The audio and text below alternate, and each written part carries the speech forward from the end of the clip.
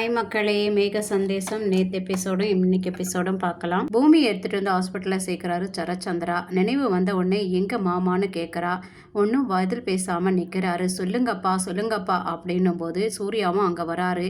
பார்த்தீங்களா சூர்யா, கண்ணு விழிச்ச உடனே மாமா எங்கே, ககன் மாமா எங்கன்னு தான் கேட்குறா. என்னை பற்றி இவ கொஞ்சம் கூட கண்டுக்க மாட்டேங்கிறா, கொஞ்சம் கூட கவலைப்பட மாட்டேங்கிறா அப்படின்ன உடனே, சரிங்க சார் நான் பார்த்துக்கிறேன், டாக்டர் உங்களை கூப்பிட்றாரு சார், ஏதோ பூமியை பற்றி பேசணும்னு சொன்னார், நீங்கள் போங்க சார் அப்படின்னு சொல்லி அவரை அனுப்பி விட்டுட்டு பூமி கிட்ட சொல்கிறாரு, உங்கள் மாமா உயிரோட இல்லை, அங்கே இருந்த அருவியில் விழுந்து செத்துட்டாரு அப்படின்ன உடனே ஷாக் ஆகுது. என்ன சொல்கிற, அட பாவி, கடைசியிலே எங்கள் மாமாவை கொலை பண்ணிட்டியாடா, நீ என்ன நினச்சி வந்தியோ அதை செஞ்சு முடிச்சிட்டியாடா அப்படின்ற நான் செய்யல, அவரா விழுந்துட்டாரு அப்படின்ன உடனே பூமி நம்பல.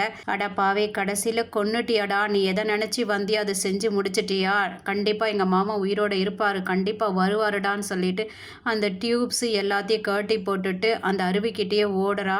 கோயிலில் சாரதா கேள்விப்பட்ட உடனே ஓடினாங்க இல்லையா, அவங்களும் நேரம் அந்த அருவிக்கிட்ட தான் போய் ககன் அழுதுகிட்டே கத்திக்கிட்டே இருக்காங்க. செர்ரி கூட மனமுடைஞ்சு அங்கே நின்றுட்டு இருக்கும் போது போலீஸ்காரர் வந்து, சார் இந்த வாட்சி பாருங்கன்னு சொல்லிட்டு கொடுக்குறாரு. அதை வாங்கி பார்க்குறாரு, அது ககனோட வாட்சி. அந்த நேரத்தில் பூமியும் அங்கே ஓடி வரா. பூமி கிட்ட இந்த வாட்சியை கொடுக்குறாரு. பூமி பயங்கரமாக அழுகுறா.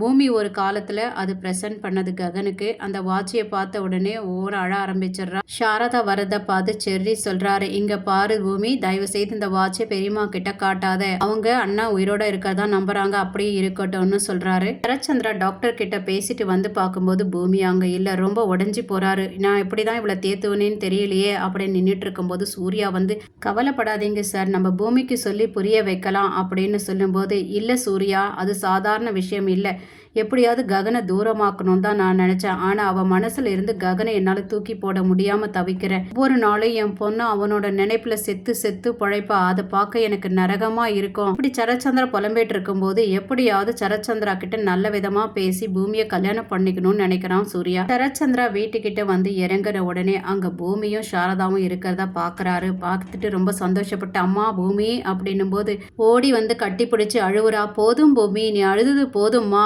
முன்னை கடத்திட்டு போனவனை பற்றி எதுக்காகமா நீ கவலைப்படுற, அது மட்டும் இல்லை நீ டைவர்ஸ் வேற கொடுத்துட்டலம்மா, எதுக்காகமா இப்படி அழுவுற அப்படின்னும் போது, இல்லைப்பா அவர் என்னை கடத்திட்டு போல, நான் தான் அவரோட போனேன், நீங்கள் அவரை பற்றி தப்பாகவே நினச்சிட்ருக்கீங்க, நான் எப்போவுமே அப்பாவோட இருக்கணுன்றது தான் அவரோட ஆசை, அதுக்காக தன் காதலியே தியாகம் பண்ண துணிஞ்சிட்டாருப்பா. அப்படி ரெண்டு பேரும் மாறி மாறி பேசிட்டு இருக்கிறத கேட்ட சாரதாக்கு பயங்கர கோவம் வந்து, போதும் நிறுத்துங்க, என் பையனை எவன் சுட்டான்னு தெரியல, ஆனால் என் பையன் மட்டும் சாகக்கூடாதுன்னு மட்டும் நீ நினச்சிக்கோ, உன்னை நான் அண்ணன் நினச்சிட்டு இருந்த சரச்சந்திரா, நீ எனக்கு அண்ணனும் கிடையாது, நீ ஒரு கொலைக்காரன், உனக்கு எதுக்கு மரியாதை, என் பையன் உயிரோட இருக்கணும்னு நீயும் சாமி கிட்ட வேண்டிக்கோ, அப்படி இல்லை என் பையன் செத்து போயிட்டான்னு கன்ஃபார்ம் ஆச்சு, என் சாபம் உன்னை சும்மா விடாது, வாழ்நாள் ஃபுல்லாக என் சாபம் உன்னை சுற்றி அடிக்கும்னு சொல்கிறாங்க. அபூர்வாவோ வெயிலில் வெளியில் வந்திருக்கா.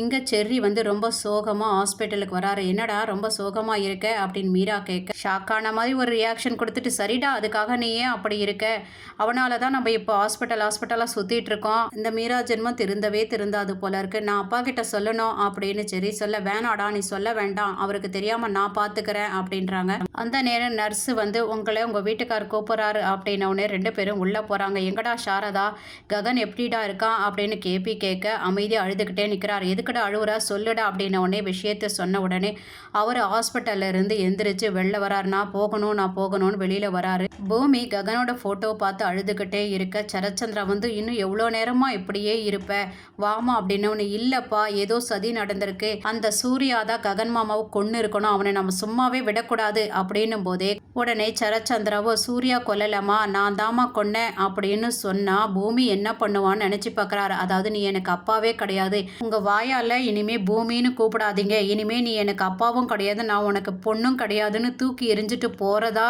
நினைச்சு பார்த்துட்டு உண்மை சொல்லாம பயந்துகிட்டு நிக்கிறாரு. அந்த நேரம் சூர்யாவும் வராரு. அதுவும் பொக்கேவோட வந்த சூர்யா பார்த்து டென்ஷன் ஆன பூமி, என் ககன் மாமாவை நீ தானே கொன்னேன், உன்னை நான் சும்மாவே விட மாட்டேன், உன் மேல நான் கம்ப்ளைண்ட் பண்ணுவேன். அதுக்கு சூர்யாவோ, இங்க பாரு என்ன அவன் அடிச்சான், என் தற்காப்புக்காக நான் சுட்டேன்னு சொல்வேன் அப்படின்ன உடனே, இங்க பாரு நீ எவ்வளோ நாடகம் ஆனாலும் உன்னை காப்பாற்றலாம், அதுவும் உன் பொய் உன்னை காப்பாற்றலாம், ஆனால் உண்மை என்னைக்கு இருந்தாலும் வெளியில வரும்டா, அன்னைக்கு நீ தப்பிக்கவே முடியாது, அதுவரை நான் போராட வேண்டான்றாங்க.